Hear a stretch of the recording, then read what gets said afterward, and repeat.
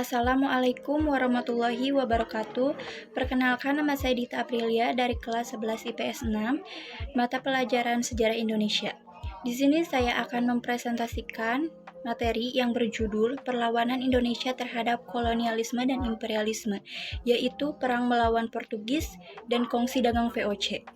Dan materi yang akan saya presentasikannya yaitu Sultan Agung melawan VOC. Sultan Agung melawan VOC. Kerajaan Mataram telah mencapai zaman keemasan pada masa pemerintahan Sultan Agung. Sultan Agung sangat menentang keberadaan VOC di Jawa. VOC telah memaksakan kehendaknya untuk melakukan monopoli perdagangan.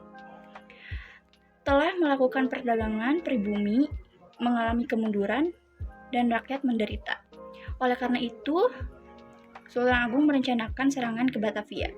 Adapun alasan Sultan Agung menyerang ke Batavia yaitu yang pertama yaitu tindakan monopoli perdagangan yang dilakukan VOC.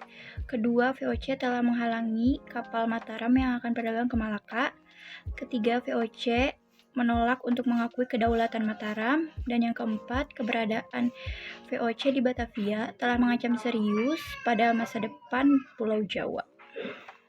Pada tanggal 22 Agustus 1628, pasukan Mataram di bawah pimpinan Tumenggang Boreksa menyerang Batavia.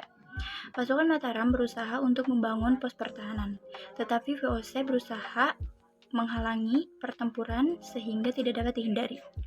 Pada saat itu, Gubernur Jenderal VOC adalah J.P. Coen.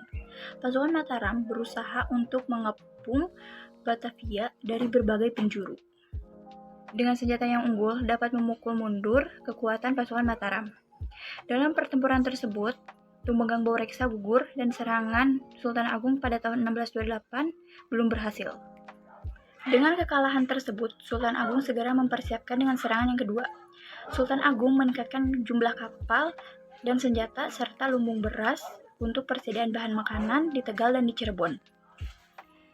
Pada tahun 1629, pasukan Mataram di bawah pimpinan Tumenggang Singaranu, Kiai Dipati Jumilah, dan Dipati Purbaya segera berangkat menuju Batavia. Namun, persiapan yang dilakukan oleh pasukan Mataram pun diketahui oleh VOC. VOC mengirimkan kapal untuk menghancurkan lumbung beras. Oleh karena itu, VOC persenjataannya lebih lengkap dan serangan Sultan Agung pun mengalami kegagalan. Dengan keberhasilan VOC tersebut, VOC semakin berambisi untuk memaksakan monopoli dan memperluas pengaruhnya ke daerah lain. Namun, di balik hal tersebut, VOC selalu khawatir dengan pasukan Mataram. Pasukan VOC selalu berjaga-jaga untuk selalu mengawasi gerak-gerik pasukan Mataram. Sebagai contohnya adalah pada waktu itu Sultan Agung dikirim ke Palembang untuk membantu Raja Palembang dalam melawan VOC. Namun, di pertengahan jalan langsung diserang oleh pasukan VOC. Walaupun perlawanan Sultan Agung terhadap VOC mengalami kegagalan, semangat dan cita-cita untuk melawan dominasi asing di Nusantara tertanam pada jiwa Sultan Agung dan para pengikutnya. Semangat dan cita-cita untuk melawan dominasi asing tersebut tidak diwarisi oleh Raja pengganti Sultan Agung. Mataram semakin lemah dan berhasil dikendalikan oleh VOC setelah Sultan Agung meninggal pada tahun 1645. Pengganti Sultan Agung adalah Amangkurat pada tahun 1646 sampai 1677.